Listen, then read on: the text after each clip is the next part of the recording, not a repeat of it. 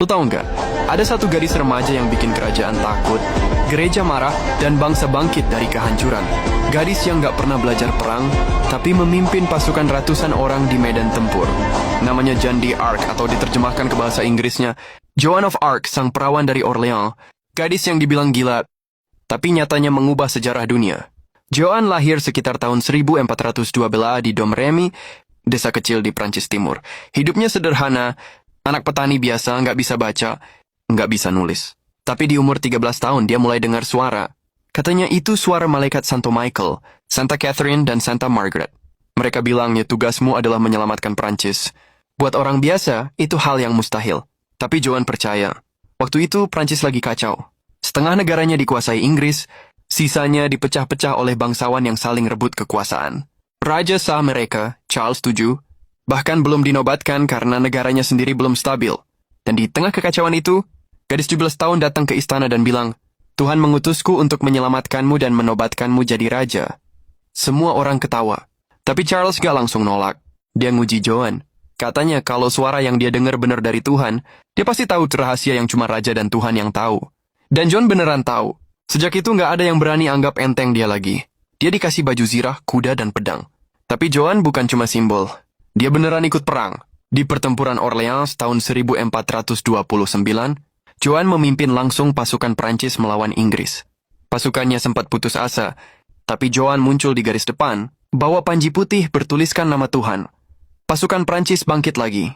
Dan hasilnya, mereka menang telak. Satu kemenangan itu ngebalikin harga diri seluruh bangsa Prancis.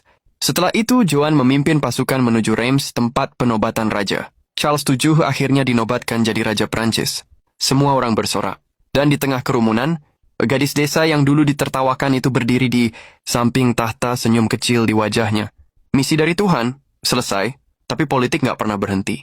Setelah kemenangan, para bangsawan mulai takut sama popularitas Joan. Gereja mulai curiga suara yang dia dengar. Beneran dari Tuhan atau dari setan? Dan Inggris belum selesai dengan dia. Tahun 1430, Joan tertangkap di medan perang oleh sekutu Inggris. Dia diadili bukan sebagai pahlawan, tapi sebagai penyihir. Mereka bilang Joan melawan kehendak Tuhan, menipu raja, bahkan berpakaian seperti laki-laki, sesuatu yang dianggap dosa besar waktu itu. Tapi Joan gak mundur. Dia jawab semua pertanyaan dengan ketenangan luar biasa. Ketika hakimnya bilang, apakah kamu yakin Tuhan berbicara padamu? Dia cuma bilang, bagaimana mungkin aku tidak yakin? Jika dia yang selalu menuntunku, tapi pengadilan itu bukan buat mencari kebenaran. Itu buat menghancurkan simbol. Dan akhirnya Joan dijatuhi hukuman mati. Tanggal 30 Mei 1431, Joan of Arc dibawa ke alun-alun Rouen. Dia masih remaja, 11 tahun. Tangan diikat, tubuhnya dikelilingi kayu bakar. Di hadapan ribuan orang dia berdoa keras-keras, Yesus, Yesus. Api menyala, tubuhnya hangus. Tapi bahkan musuhnya pun bilang wajahnya tetap tenang sampai akhir.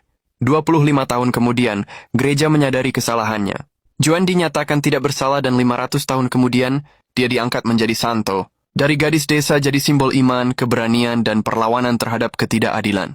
Joan of Arc membuktikan sesuatu yang sederhana tapi kuat. Banget bahwa kekuatan sejati bukan datang dari darah. Bangsawan bukan dari pedang tapi dari keyakinan. Keyakinan yang bahkan bisa menyalakan api di tengah gelapnya dunia. Dan meski dia mati di api, kisahnya nggak pernah padam.